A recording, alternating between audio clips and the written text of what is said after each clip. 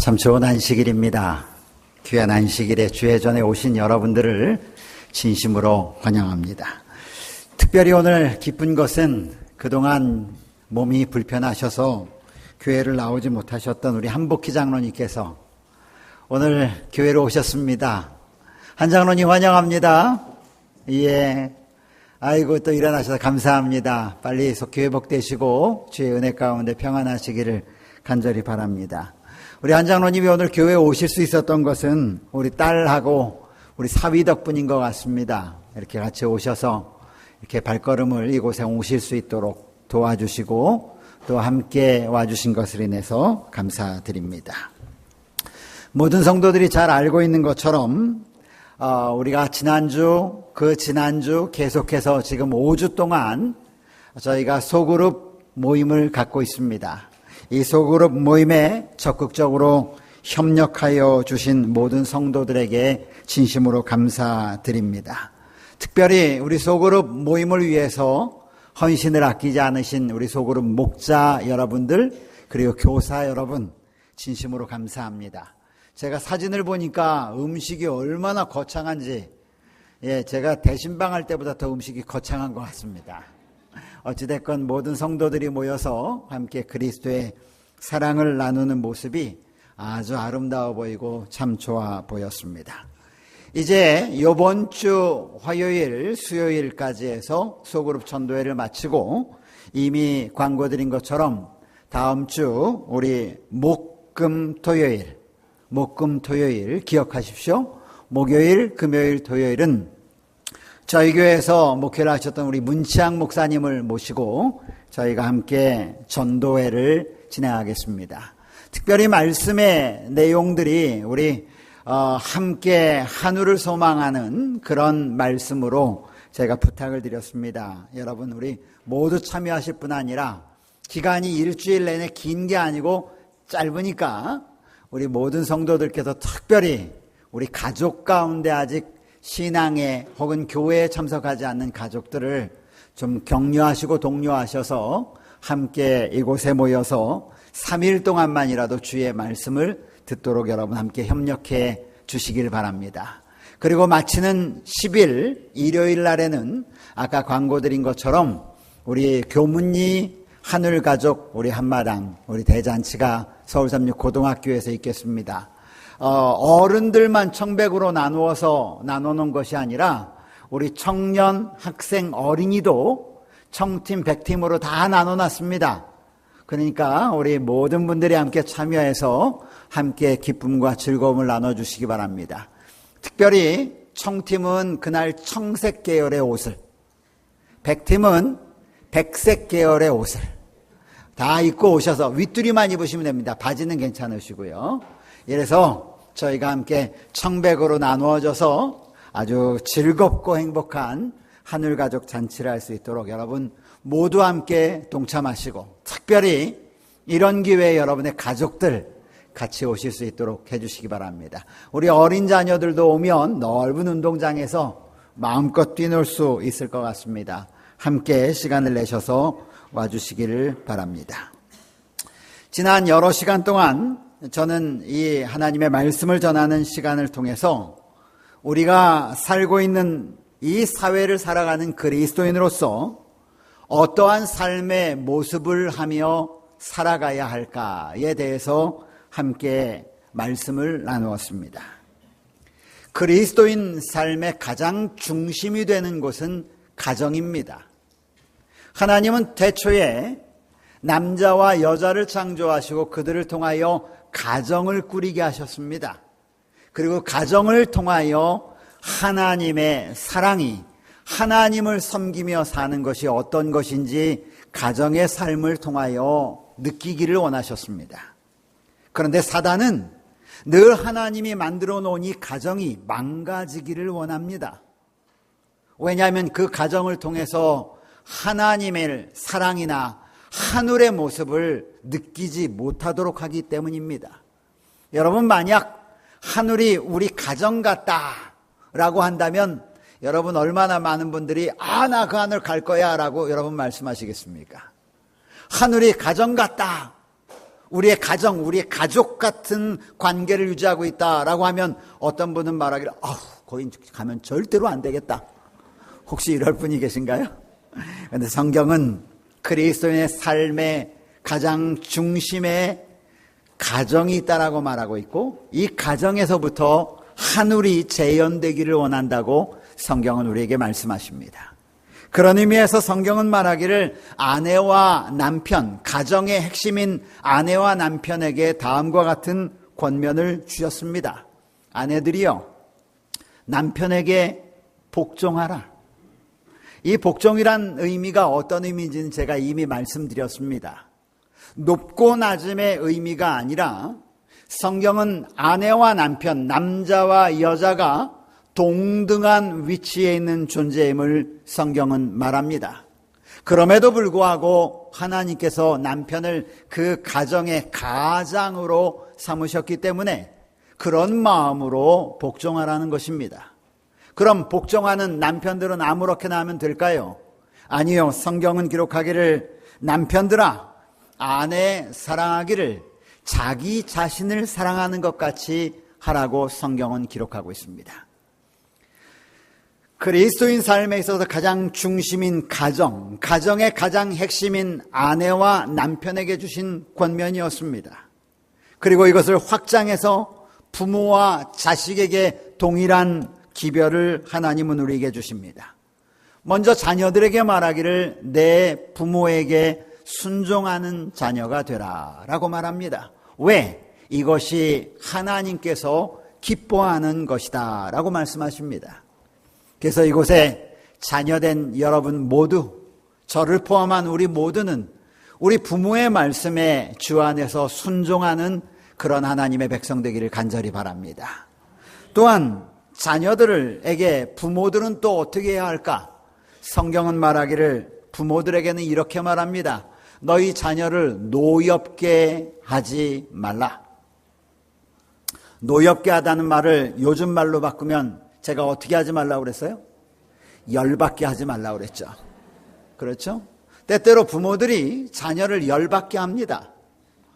어떨 때 열받느냐면 사랑이 담기지 않았을 때 열받습니다. 자녀들이 느낄 때에 잔소리라고 할 때 열받습니다.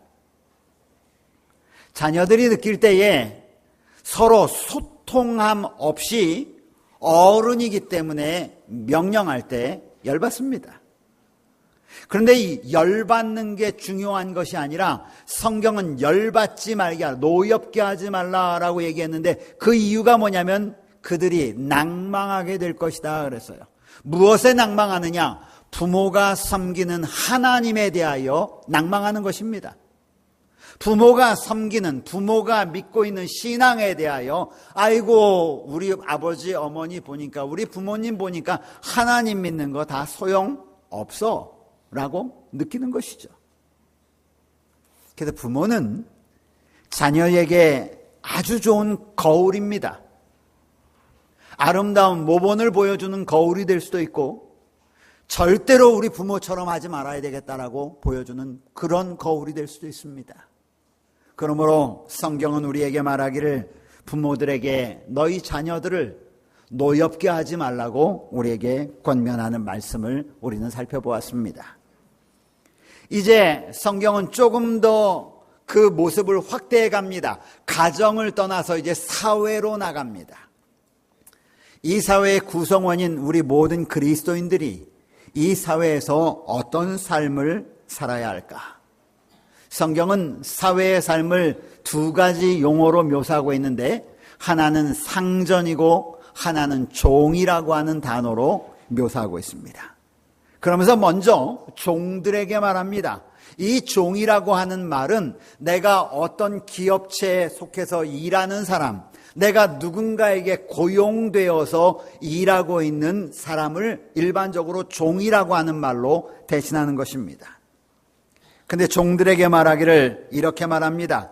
성실한 마음으로 육체의 상전에게 순종해라.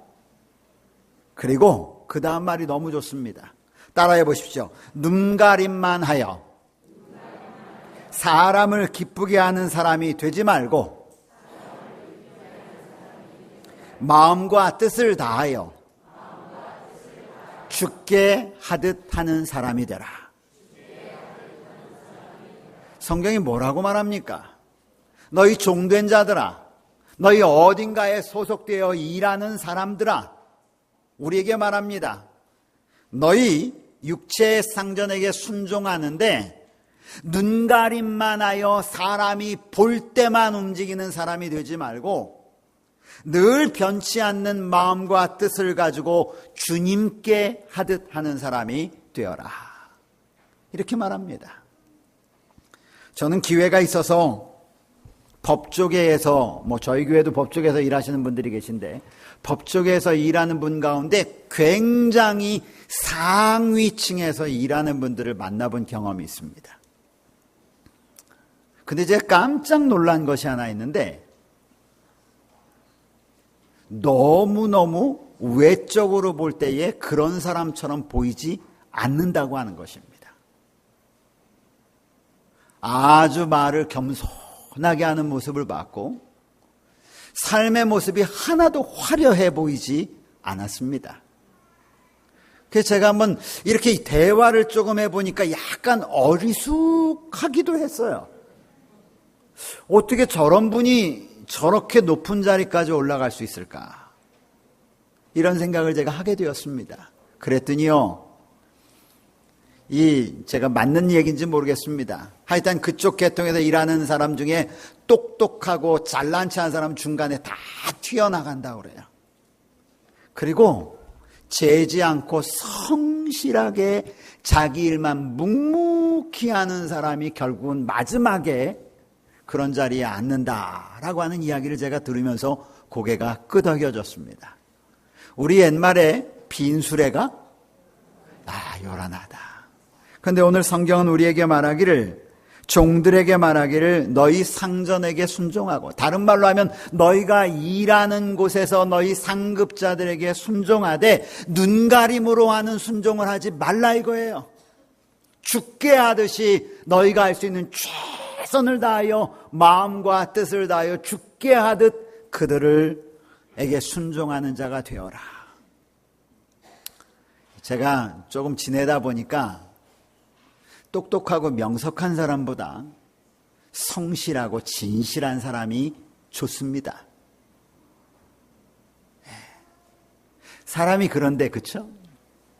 근데 만약에 우리가 이렇게 죽게 하듯이 성실하고 변함없이 마음과 뜻을 다하여 죽게 하듯 일하는 모습을 보인다면 하나님을 알지 못하는 그런 사회의 상관들이 우리를 어떻게 볼까를 생각해 보십시오. 그리고 결국은 우리를 통하여 예수님을 어떻게 볼지를 생각해 보시면 좋겠습니다.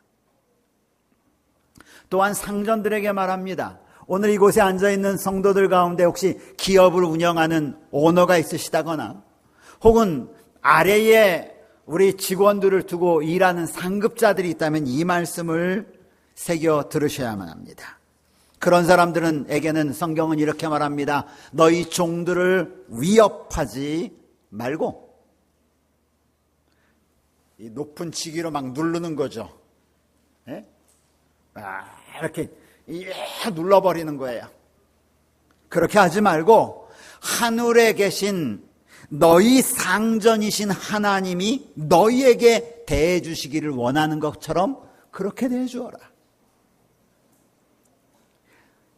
바로 이러한 삶이 그리스도인의 삶이 되어야겠습니다. 바로 이런 삶이 성경이 말한 너희는 세상의 소금이고 너희는 세상의 빛이 되라는 삶입니다. 바로 이런 삶이 너희는 그리스도의 향기고 너희는 그리스도의 편지라고 하는 삶임을 기억하기를 간절히 바랍니다. 저는 우리 사랑하는 모든 교문이교회 성도 여러분께서 하나님을 믿는 것은 물론이거니와 이 하나님을 바르게 믿는 이 하나님과의 관계가 우리가 살고 있는 우리의 가정에서, 우리가 일하고 있는 우리의 일터에서 이러한 모습으로 전해지게 되기를 간절히 바랍니다. 그래서 그 사람 틀림없어. 그 사람 믿을만해. 그래, 하나님을 믿으려면 저렇게 믿어야지. 이런 모습을 통해서 우리 하나님께서 영광 받게 되시기를 간절히 바랍니다. 그런데 성경은 이렇게 살 수 있는 원동력이 무엇이라고 말하는 줄 아십니까? 골로새 3장에 있는 말씀을 계속 살펴보면 주 안에서 주와 같이 주를 두려워하는 마음으로 주께 받을 줄을 기억하면서 하늘에 너희 상전이 계심을 알면서 끊임없이 우리가 이런 삶을 살게 되는 동기가 있는데 그것은 주님을 바라봄으로 그렇게 될 수 있다라고 말하는 것입니다. 그래서 하나님과의 관계가 올바른 사람은 이 하나님과의 올바른 관계가 어디에 나타나게 되어 있느냐면 우리의 삶 속에 나타나게 되어 있는 것입니다. 십자가가 세로 바가 있는 것과 있고 가로바가 있는 것처럼 세로바 하나님과 나와의 관계가 올바르게 맺혀진 사람은 그 맺혀진 것을 기초로 해서 나와 다른 사람과의 관계가 바르게 맺혀진다는 것입니다. 그래서 성경은 끊임없이 우리에게 말하기를 너희가 이런 사람이 되라, 이런 사람이 되라, 이런 사람이 되라라고 말씀하시면서 그렇게 될 수 있는 동기가 무엇인 줄 아느냐? 하나님과의 바른 관계가 너희를 그렇게 만들 것이다 라고 이렇게 성경은 말하고 있는 것입니다. 하나님은 우리에게 이렇게 말씀하고 있습니다. 고린도전서 10장 31절에 그런즉 너희가 먹든지 마시든지 무엇을 하든지 다 하나님의 영광을 위하여 하라. 우리 모든 교문익교회 성도들의 삶을 통해서 하나님께서 크게 영광받게 되시기를 다시 한번 간절히 바랍니다. 오늘 우리가 살펴본 말씀은 은혜와 소금이라고 하는 제목을 주제로 골로새 4장 2절로 6절에 있는 말씀을 통해서 하나님께서 우리에게 주시는 기별을 듣도록 하겠습니다. 우리 함께 성경을 좀 찾아 읽보도록 하겠습니다. 골로새서 4장 2절로 6절에 있는 말씀입니다. 신약 328쪽에 있는 말씀입니다. 골로새서 4장 2절로 6절입니다. 신약 328쪽입니다.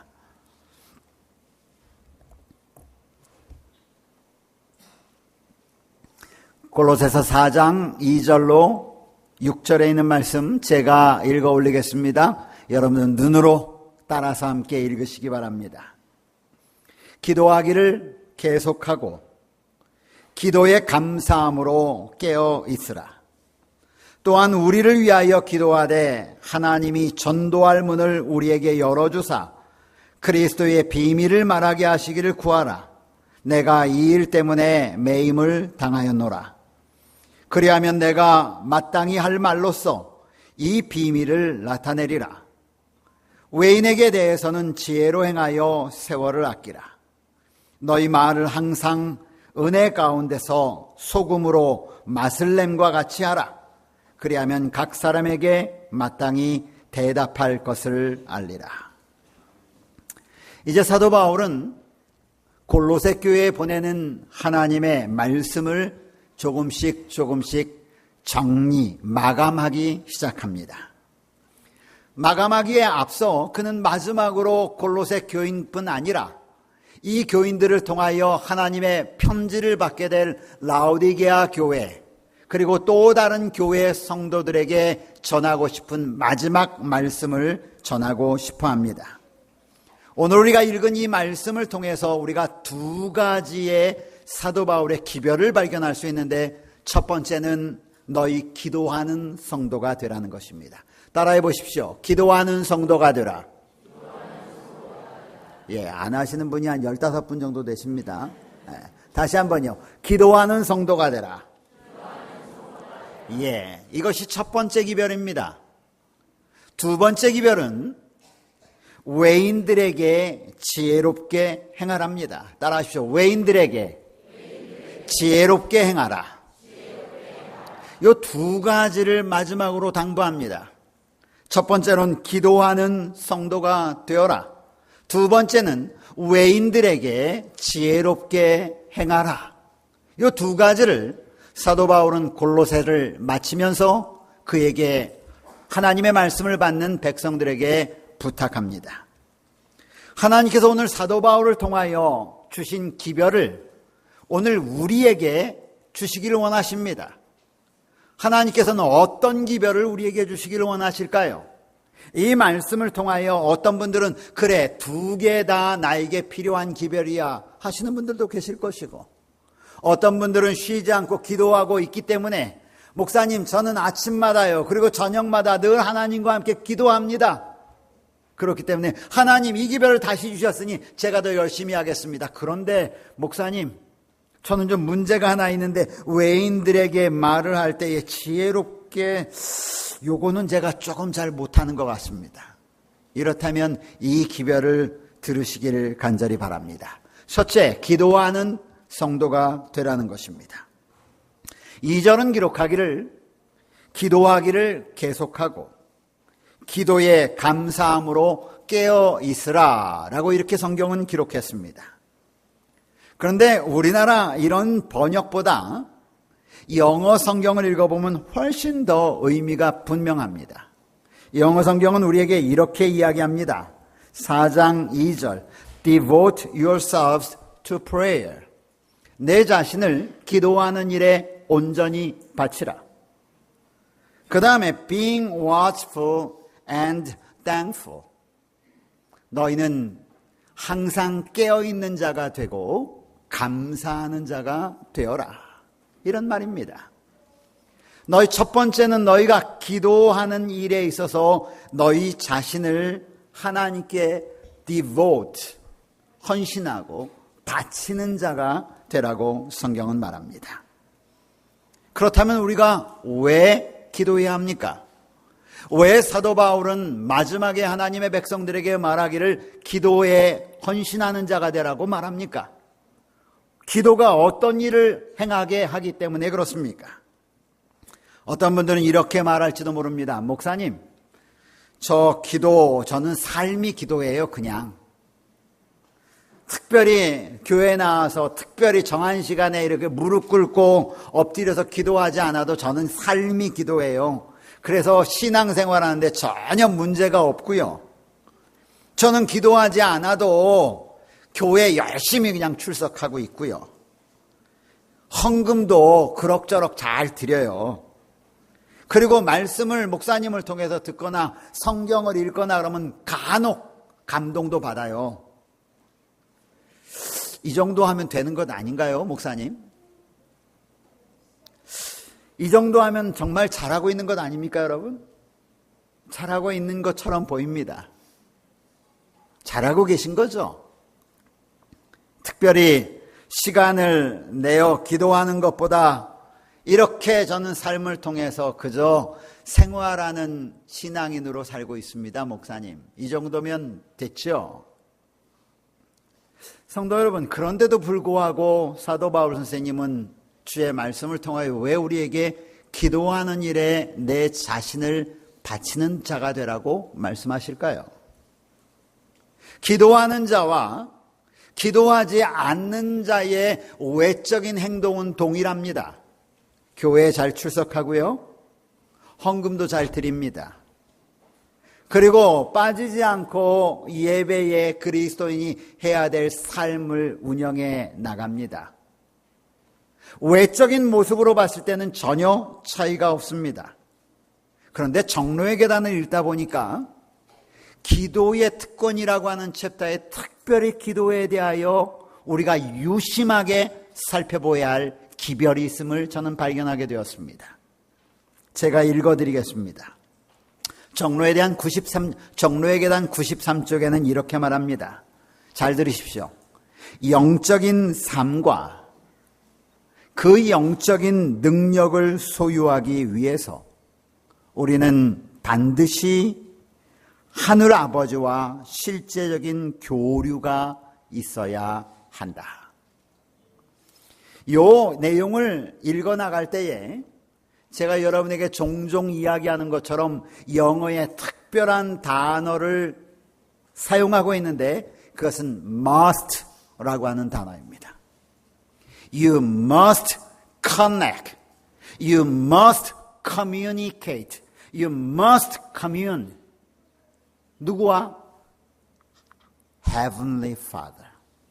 하늘에 계신 아버지와 너희는 반드시 교통해야 하는데 그 이유가 무엇이냐면 말씀하시기를 영적인 삶과 영적인 능력을 소유하기 위하여 하는 것이라는 것입니다. 우리가 어떤 행동을 하기 위하여 하나님과 교제하는 것이 아닙니다. 우리가 어떤 삶의 모습을 나타내기 위하여 하나님과 교제하라는 것은 아닙니다. 하나님과 교제함 없이 우리는 착한 삶을 살 수 있습니다. 하나님을 알지 못하는 사람 가운데, 하나님을 섬기지 않는 사람 가운데 교회에 나가서 하나님을 섬기는 사람보다 더 성실하고 더 착하고 더 바른 사람 많이 있습니다. 그렇죠? 세상에 법 없이 사는 사람들 많이 있죠. 하나님을 믿건 안 믿건 간에 착한 사람들 많이 있습니다. 그런데 오늘 성경은 우리에게 말하기를 너희가 착하게 되기 위하여 기도하라고 말하지 않습니다. 성경은 우리에게 말하기를 영적인 삶과 하나님의 영적인 능력을 소유하기 위하여 기도해야 한다라고 말하는 것입니다. 우리는 이 말씀을 통해 우리가 기도해야 되는 중요한 이유를 발견할 수 있습니다. 그리스도인에게 중요한 것은 행동에 있지 않다라는 것입니다. 너희가 무엇을 했느냐보다 더 중요한 것이 하나 있는데 너희가 그렇게 하게 된, 너희를 그렇게 하도록 만들어 놓은 그 동기가 무엇이냐가 그리스도인에게는 더 중요하다는 것입니다. 사람들은 외모를 보고 판단을 합니다. 그가 무엇을 했는지를 보죠. 그가 어떠한 행동을 했는지를 살펴봅니다. 그리고 어떠한 행동을 했는지를 살펴보고 그 사람을 일반적으로 판단합니다. 그런데 하나님은 그렇지 않다라는 것입니다. 하나님은 그렇게 그런 행동을, 그런 모습을 하게 만든 그의 마음의 근본 동기가 무엇인지를 하나님은 질문하는 것입니다. 그렇기 때문에 하나님에게 있어서 중요한 것은 외형이 아니라 하나님에게 중요한 것은 그 외형을 만들어내게 된 그 동기가 하나님께는 더 중요한 것이죠. 그 동기를 이끌어내는 것이 무엇이냐라고 말하냐면 기도라고 말하는 것입니다. 아멘. 그러므로 오늘 성경은 우리에게 말하기를 너희 자신을 기도하는 일에 전념하라고 말합니다. Devote yourself to prayer. 너희가 기도하는 일에, prayer 하는 일에 devote yourself, 너희 자신을 바치라고 성경은 말합니다. 왜? 그렇게 하면 무슨 일이 벌어지는가? 우리 속에 있는 능력이 우리를 변화시켜 가는 것입니다. 그렇게 하면 무슨 일이 벌어지는가? 그 능력과 그 말씀하신 영적인 삶이 나도 모르는 사이에 나의 삶을 바꾸어 가는 것이죠. 그러므로 하나님께서는 우리의 외적인 어떤 결과보다 더 중요한 것이 있는데 너희를 그렇게 만든 동기가 뭐야? 여러분, 달란트 비유 가운데서 5달란트, 2달란트, 1달란트 하나님께서 주인이 다 나눠주지 않습니까? 그리고 어디 갔다가 다음에 돌아오잖아요. 그리고 야, 내가 준 달란트 다 어떻게 했니? 그랬더니 5달란트 가진 사람이 와서 하나님 여기 5개 남겼습니다. 너 정말 잘했다. 2달란트 가진 사람, 하나님 여기 2달란트 주인이요 2달란트 남겼습니다. 너 잘했어.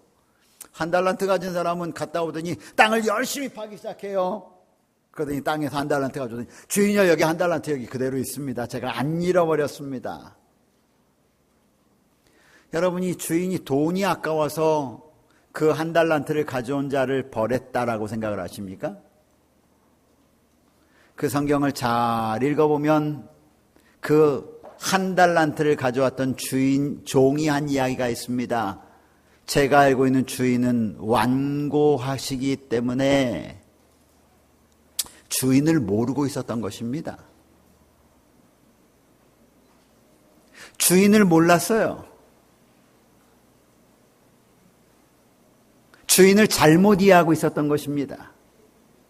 오늘 성경은 우리에게 너희가 기도에 전념하는 자가 되라고 말씀하시면서 그것과 동일하게 하나님은 약속을 하시는데 그것은 영적인 능력과 영적인 삶에 대한 약속을 하시는 분이시라는 사실을 여러분 기억하게 되시기를 간절히 바랍니다. 사도 바울은 기도의 능력을 잘 알고 있었던 사람입니다. 그래서 그는 옥에 갇히든지 어디에 있든지 상관없이 그는 무릎을 꿇고 있는 사람이었습니다. 예수님도 기도의 능력을 잘 알고 있었던 분이셨습니다. 그래서 그는 이른 아침 혹은 밤 늦은 시간까지 하나님과 함께 교제하는, 하나님과 함께 소통하는, 그러므로 말미암아 영적인 능력과 영적인 삶을 약속받는 삶을 예수님은 사셨습니다. 그리고 보면 예수님의 영적인 삶과 그 능력은 곧 에너지의 근원 하나님과의 교제를 통하여 이루어진 그저 하나의 결과물이었음을 우리가 알게 되는 것입니다. 사랑하는 성도들이여, 오늘 우리에게 주시는 이 권면에 여러분 귀를 기울이시길 간절히 바랍니다. 엘렌 화이트는 이렇게 계속해서 기록합니다. 정로의 계단 93쪽, 기도는 친구에게 하는 것처럼 하나님께 마음을 여는 것이다. 우리가 누구인지 하나님께, 우리 상황이 어떤지 하나님께 알리기 위해 노력할 필요가 없다. 기도는 그저 그분을 받아들일 수 있도록 하기 위함이다. 기도는 하나님을 우리에게 내려오게 하지 않고 우리를 그분께로 끌어올려가게 하는 것이다. 저는 이 말씀이 너무너무 좋습니다. 기도는 어떻게 한다고요? 우리를 하나님께로 끌어올리는 역할을 한다고요. 그러니 여러분 생각해 보십시오. 기도를 통하여 하나님께 끌어올려간 사람이 이 세상의 사물을 보는 눈이 같겠습니까? 다르겠습니까? 다른 것이에요. 기도한 사람이 형제를 대하는 일은 다릅니다. 기도한 사람이 사물을 대하는 일은 다릅니다. 기도한 사람이 중요한 결정을 할 때의 결정의 방향이 다른 것입니다. 왜? 그의 눈이 이 땅에 있는 것이 아니라 그의 눈이 이미 하나님께로 끌어올려가 있기 때문에 그런 것입니다. 하나님은 우리를 사랑하십니다. 그래서 우리의 결정이 하늘의 결정과 동일한 결정을 하기를 하나님은 원하는 것입니다. 그렇습니다. 이것이 바로 기도입니다. 마음을 열고 하나님의 뜻을 받아들일 수 있도록 하는 것, 이것이 기도입니다. 내 뜻을 구하기 위해서 하는 것이 기도가 아니라 하나님의 뜻을 발견할 수 있도록 구하는 것, 하나님의 뜻을 내 눈에 볼 수 있도록 해달라고 기도하는 것, 그것이 기도입니다.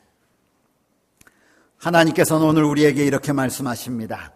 나의 사랑하는 자녀들아, 나의 보배들아, 나의 백성들아, 기도하는 일에 내 자신을 전념하는 자가 되어달라. 여러분, 우리 권면을 따라서 그렇게 결심하는 주의 백성들 되기를 간절히 바랍니다. 둘째로, 성경은 우리에게 외인들에게 지혜롭게 행하라 라고 이렇게 말합니다.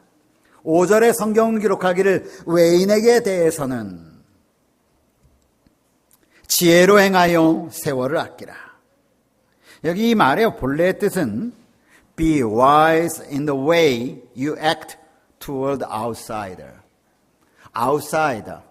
outsider가 뭡니까? 요즘으로 말하면 왕따를 아웃사이더라고 그러거든요. 근데 여기서 말하는 아웃사이더는 왕따를 얘기하는 것이 아니라 이 성경에서 말하는 외인이란 말은 그리스도인이 아닌 자들을 일컬을 때 이렇게 외인이라고 하는 단어를 성경은 씁니다. 성경은 고린도전서 5장 12절에 이 외인에게 대하여 이렇게 말합니다.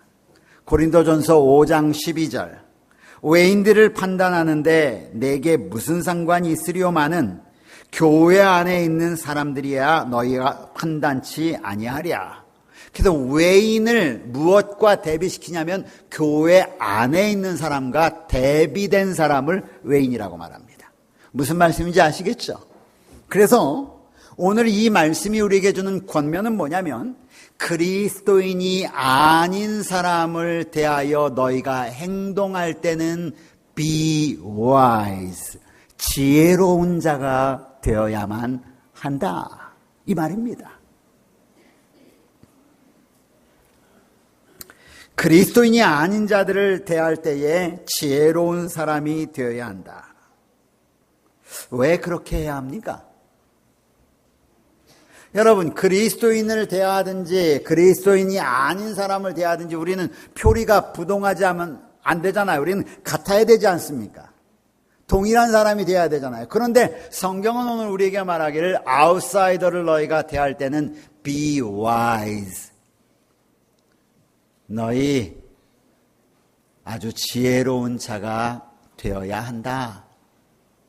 그리고 난 다음에 그 다음 성경 말씀을 우리나라에 있는 말에는 세월을 아끼라 이렇게 얘기했는데 이 영어 성경은 make the most of every opportunity 이렇게 얘기했어요. 이 말은 뭐냐면 너희 외인을 대할 때에 그들을 행하기 위하여 지혜롭게 되기 위하여 너희가 기회를 만들 수 있을 만큼 많이 만들어라 이 말이에요.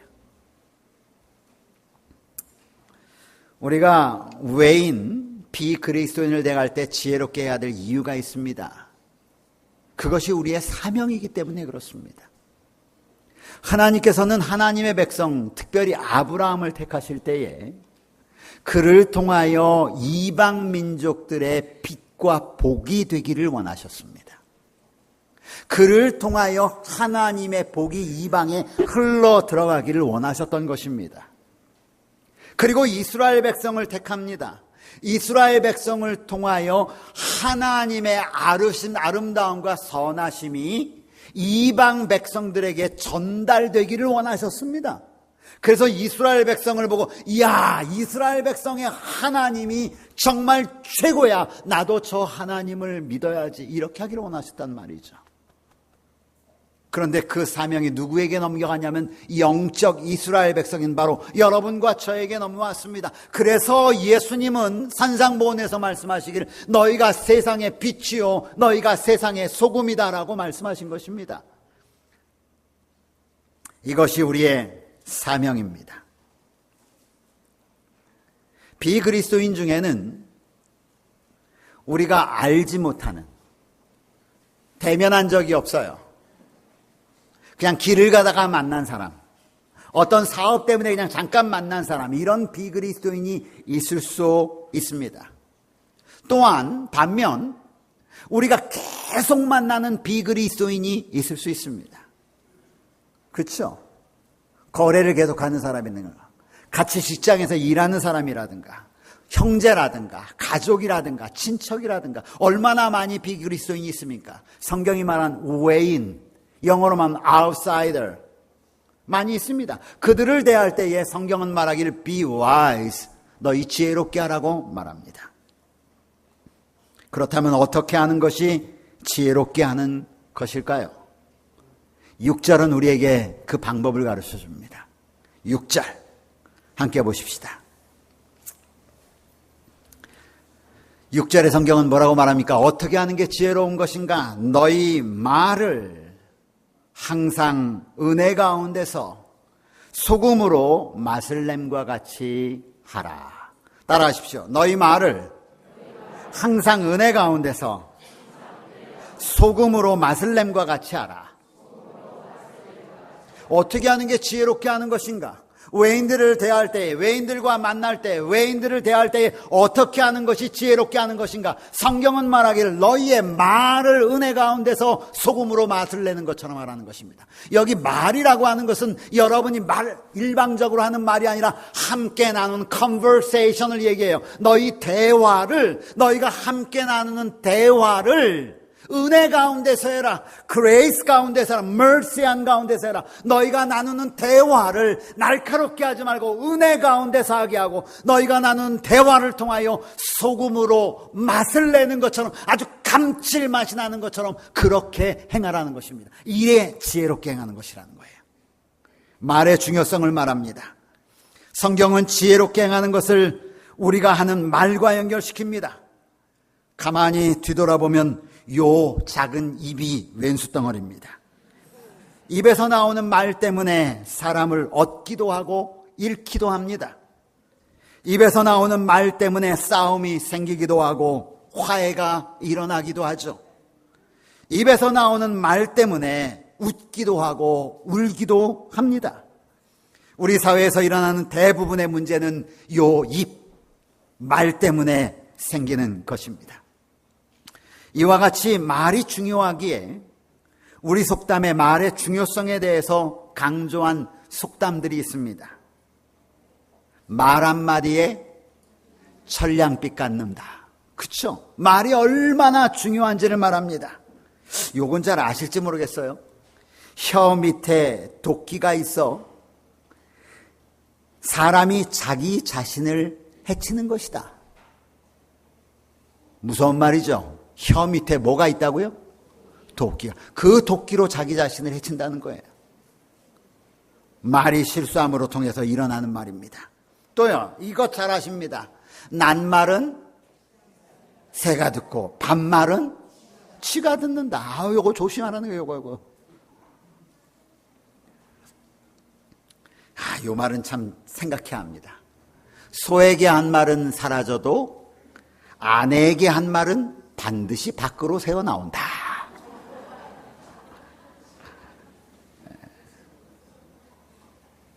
그 다음에 이것도 찾아보니까 재밌었어요. 말 많은 집은, 말이 많은 집은 장맛이 나쁘다.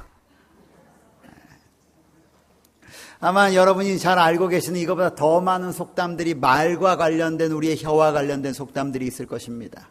그런데요, 성경은 오늘 우리에게 당부합니다. 너희가 특별히 외인을 대할 때에. 그런데 여러분, 이 원칙은 외인을 대할 때뿐만 아니라 우리 믿음의 형제를 대할 때에 우리의 입, 은혜로운 말과 소금으로 음식의 맛을 내는 것처럼 정감 있는 말로 살게 되는 그리스도인들 되기를 간절히 바랍니다. 성경은 우리에게 이 말과 관련된 여러 가지 주의를 환기시킵니다. 잠언 6장 2절은 내 입의 말로 내가 얽혔으며 내 입의 말로 인하여 잡히게 되느니라. 저는 교회에서 때때로 이 입의 말로 인하여 상처를 받는 사람들을 봅니다. 저는 목사님들 가운데 여러 목사들이 우리 성도들의 입에서 나오는 말 때문에 시리에 빠지고 목회를 그만두겠다고 하는 마음을 듣는 그런 모습도 봅니다. 저는 우리 성도들이 목사님의 입에서 나오는 말 때문에 교회를 떠나는 모습도 지켜봅니다. 오늘 성경은 우리에게 말하기를 외인에게 뿐만 아니라 우리 그리스도인 사이에서 우리가 지혜롭게 사는 일이 있는데 그것은 우리의 말이 은혜롭게 하며. 여러분, 오늘 우리 식당에서 음식을 먹으면서 나누는 대화가 은혜의 대화가 되기를 간절히 바랍니다. 그곳에서 나누는 우리의 대화가 소금으로 음식의 맛을 내는 것처럼 그렇게 맛있는 대화가 이루어지기를 간절히 바랍니다. 우리가 그렇게 된 이유, 그것은 무엇입니까? 그것은 우리가 소금과 빛의 삶을 살아야 하기 때문입니다. 오늘 사도 바울을 통하여 골로새 교회에게 주신 말씀의 오늘 우리에게, 여러분에게 하나님께서 주신 기별임을 저는 믿습니다. 저는 이 말씀을 준비하고 기도하면서 마음 가운데 다짐하기를, 주여 저로 하여금 제 자신을 기도하는 일에 바치는 하나님의 백성이 되게 해주십시오. 주여 저로 하여금 제 입의 말이 움직일 때에 은혜와 소금으로 맛을 내듯이 말하는 자가 되도록 저를 인도해 주십시오라고 기도드렸습니다. 오늘 여러분 이 성전을 떠나기 전에 여러분도 다시 한번 여러분의 결심을 하나님께 아뢰게 되기를 간절히 바라면서 말씀을 마칩니다.